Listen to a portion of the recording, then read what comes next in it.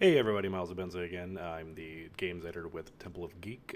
Just gonna continue talking about my Summer Game Fest Play Days 2025 hands-on stuff. I got to play a lot of cool stuff. We got hands-on with a lot of games, got hands-off with some games, which is just like a walk-through presentation. One of the games I did get hands on with is Towa and the Guardians of the Sacred Tree. This is the new roguelike from Bandai Namco. This is actually their first roguelike ever. And it's pretty good. It's one of my probably like top four, top five games of the entire weekend that I got to get hands on with. So it's a roguelike, very, very, very similar to Hades, but it's not derivative. It's like more inspired. When I compare it to Hades, I mean it as a compliment instead of like complaining about it. I don't.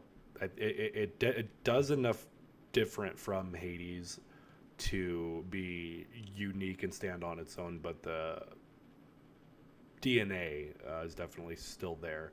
So, what do I mean by plays like Hades? It's like a top-down isometric view where you dash around the map and attack enemies, and once you clear a room, you pick a boon or an upgrade or sort of like crafting material or currency, and go on to the next room, shop, fight a boss, rinse and repeat up until you die or complete a run. And then once you die, you can restart, do it all again. If you've played Hades, you know none of this is new. But what makes Towa unique, I, let's pull out my notes here. What makes it unique? One of the things that I think is cool, just to start off, is that it's going to have both couch and online co-op. The reason for that is because even if you play alone, you get to pick from 8 different companions who each have their own kind of unique like stats and abilities, and like honestly they have really cool like Japanese like folklore inspired designs as well. So the first one you pick is going to be the Tsurugi, which is Japanese for sword, and they're going to be who you control on your run, and use their abilities as your main method of attack. And then you get to pick a second character, which is the Kagura, which I believe means shield. I might be wrong about that. In Japanese, that's going to be your support character. So you have 2 characters for each run. Basically, what the support character does is in Hades, you have the cast ability where Zagreus will shoot spells or like stuff like that.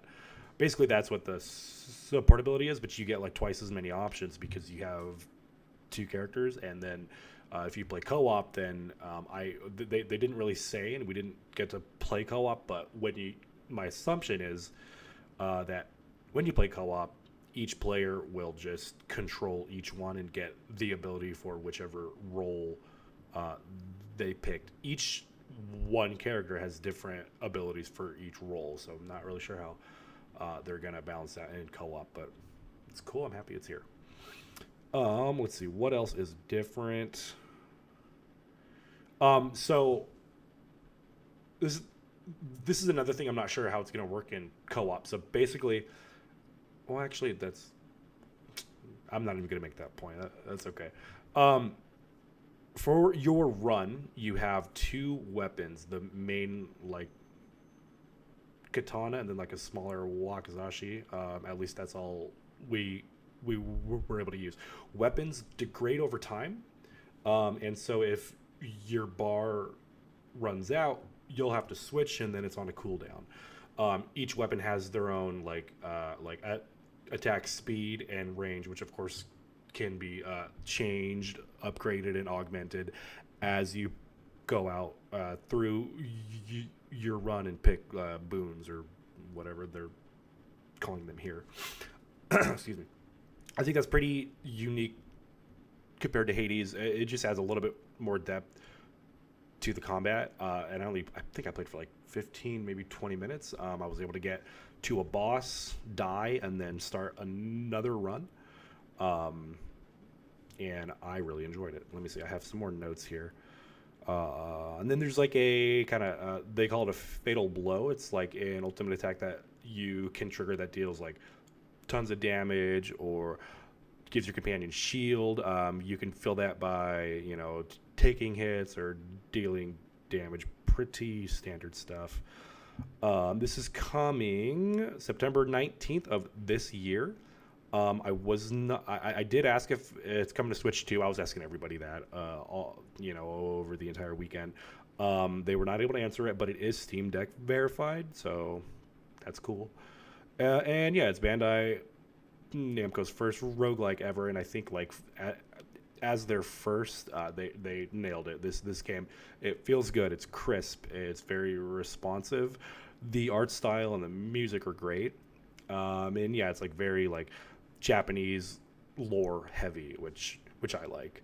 Yeah, that's Towa and the Guardians of the Sacred Tree coming September 19th. Thank you for watching, and stick here for more SGF coverage.